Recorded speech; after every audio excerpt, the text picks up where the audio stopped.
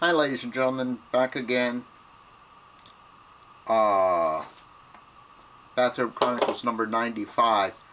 This can sort of be under the what's the harm.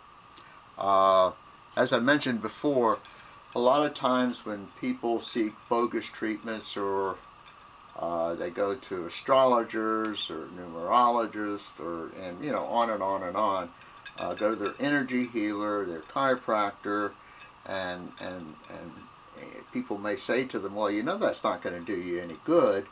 And then other people might say, well, what's the harm? I mean, she's going to go there and, whatever happens, happens. And, well, it's her money, and if she wants to spend it like that, let her. Excuse me. Well, there are several problems. One problem is it's just not good or healthy, to use that word, for us to believe in things that don't work or seek treatments that are bogus. It's just not good for us, We need a little bit of critical thinking. That's one thing. The second thing is we're pissing away our money, and most of us who work for a living, we don't have a lot of extra money, and we shouldn't be just throwing it away to these charlatans. The third thing is that we may have an actual illness, and an illness that can be fixed or cured or whatever term you want to use. But since we're seeking these bogus treatments that do absolutely nothing, excuse me, the illness can get worse. And some people actually die because they didn't get the medical care that they needed. And oftentimes people, especially when it comes to these supplements and things, they'll say, yeah, I know they don't do any good, but if she wants to buy them, if he wants to buy them, what's the harm? What's the harm? Well, here's the harm. This was in England, and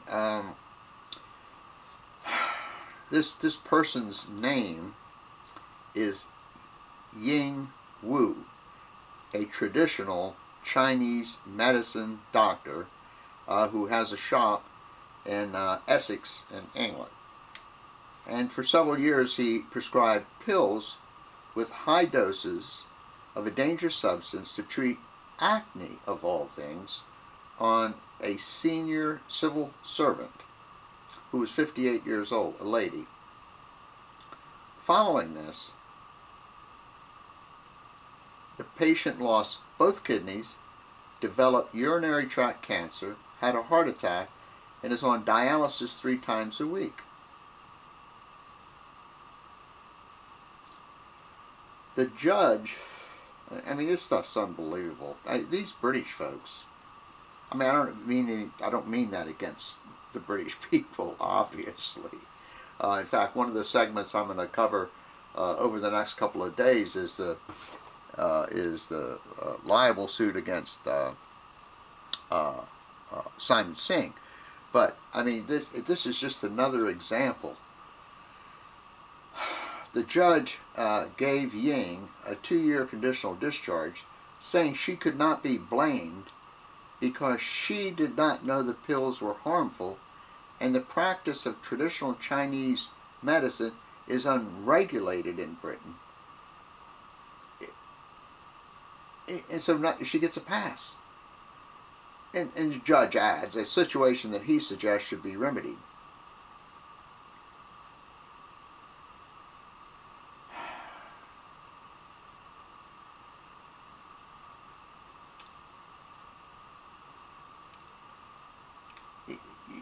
The person writing this is Ben Goldacre, by the way, who's a doctor who writes for The Guardian, a medical doctor, a real doctor. But regulation for alternative therapists raises a simple problem. It's hard to regulate practitioners who make claims based on faith. The Complementary and National Healthcare Council has a code of conduct that forbids alternative therapists making claims without evidence.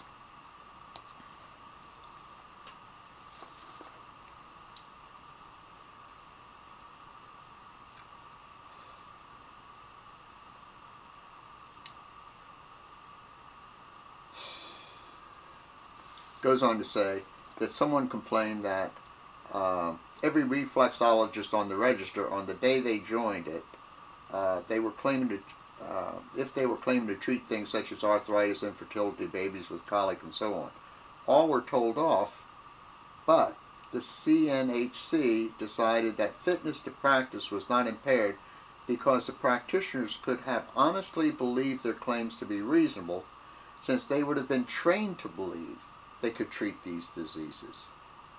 Does any of this make any sense? And I'm actually reading it. I don't think I'm adding anything or leaving out anything. The other thing, the so-called education some of these people have, handouts from the Bachelor of Science degree in Chinese medicine at Westminster University, for example, show students being taught, and this is a science degree, remember, science, that the spleen is the root of post-heaven essence. I'm not making this up. And is responsible for the transformation of key energy. We also see the traditional anti-vaccine spiel as students are taught that vaccination is a significant cause of cancer. I don't know if there's any hope for any of us about any of this, really. I really don't. You know, you take... Let me have a part two. Hold on. Be right back.